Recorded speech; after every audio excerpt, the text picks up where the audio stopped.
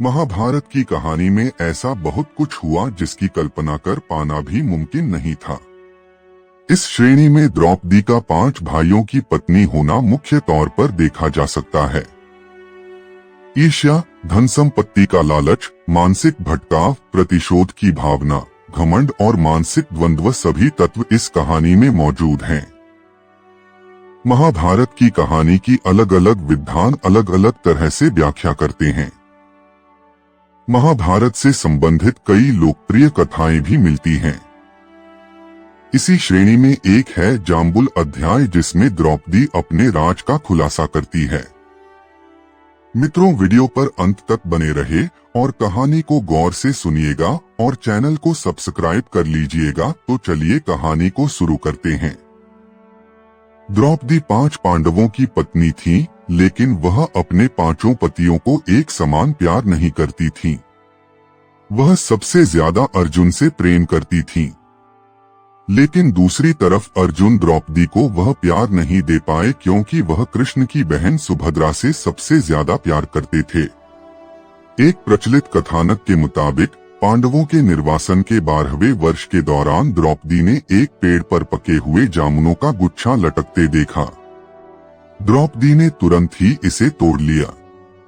जैसे ही द्रौपदी ने ऐसा किया, भगवान कृष्ण वहां पहुंच गए। भगवान श्री कृष्ण ने बताया कि इसी फल से एक साधु अपने 12 साल का उपवास तोड़ने वाले थे। द्रौपदी ने फल तोड़ लिया था, जिससे पांडव साधु के कोप का शिकार हो सकते थे। यह सुनकर पांडवों ने श्री कृष्ण से गुहार लगाई। भगवान श्री कृष्ण ने कहा कि इसके लिए पांडवों को पेड़ के नीचे जाकर केवल सच वचन बोलने होंगे। भगवान कृष्ण ने फल को पेड़ के नीचे रख दिया और कहा कि अब हर किसी को अपने सारे राज खोलने होंगे। अगर हर कोई ऐसा करेगा तो फल ऊपर पेड़ पर वापस लग जाएगा और पांडव साधु के प्रकोप से बच जाएंगे। सबसे पहले श्री कृष्ण ने युधिष्ठिर को बुलाया। युधिष्ठिर ने कहा कि दुनिया में सत्य, ईमानदारी, सहिष्णुता का प्रसार होना चाहिए, जबकि बेईमानी और दुष्टता का सर्वनाश होना चाहिए। युधिष्ठिर ने पांडवों के साथ हुए सभी बुरे घटनाक्रमों के लिए द्रौपदी को जिम्मेदार ठहराया। युधिष्ठिर के सत्य वचन कहने के बाद फल जमीन से 2 फीट ऊपर आ गया। अब श्री कृष्ण ने भीम से बोलने के लिए कहा।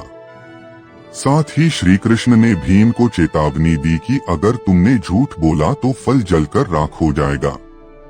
भीम ने सबके सामने स्वीकार किया कि खाना, लड़ाई, नींद और सेक्स के प्रति उसकी आसक्ति कभी कम नहीं होती है। भीम ने कहा कि वह धृतराष्ट्र के सभी पुत्रों को मार देंगे।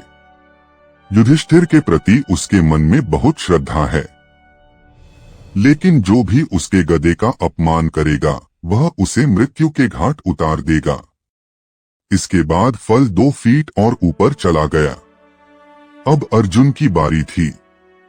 अर्जुन ने कहा कि प्रतिष्ठा और प्रसिद्धि मेरी जिंदगी से ज्यादा मुझे प्रिय हैं। जब तक मैं युद्ध में कर्ण को मार नहीं दूंगा, तब तक मेरे जीवन का उद्देश्य पूरा नहीं होगा। मैं इसके लिए कोई भी तरीका अपनाऊंगा, चाहे वह धर्म विरुद्ध ही क्यों ना हो। अर्जुन ने भी कुछ नहीं छिपाया।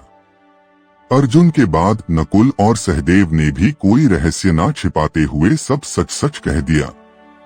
अब केवल द्रौपदी बची थी।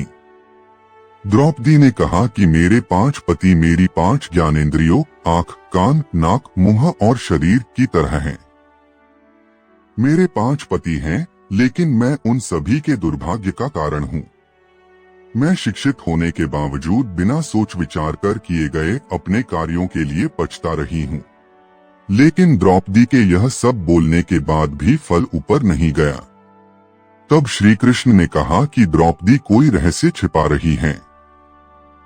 तब द्रौपदी ने अपने पतियों की तरफ देखते हुए कहा, मैं आप 5 से प्यार करती हूँ, लेकिन मैं किसी 6वें पुरुष से भी प्यार करती हूँ। मैं कर्ण से प्यार करती हूँ। जाति की वजह से उससे विवाह नहीं करने का मुझे अब पछतावा होता है। अगर मैंने कर्ण से विवाह किया होता तो शायद मुझे इतने दुख नहीं झेलने पड़ते। तब शायद मुझे इस तरह के कड़वे अनुभवों से होकर नहीं गुजरना पड़ता। यह सुनकर पांचों पांडव हैरान रह गए, लेकिन किसी ने कुछ कहा नहीं। द्रौपदी के सारे रहस्य खोलने के बाद श्री कृष्ण के कहे अनुसार फल वापस पेड़ पर पहुंच गया।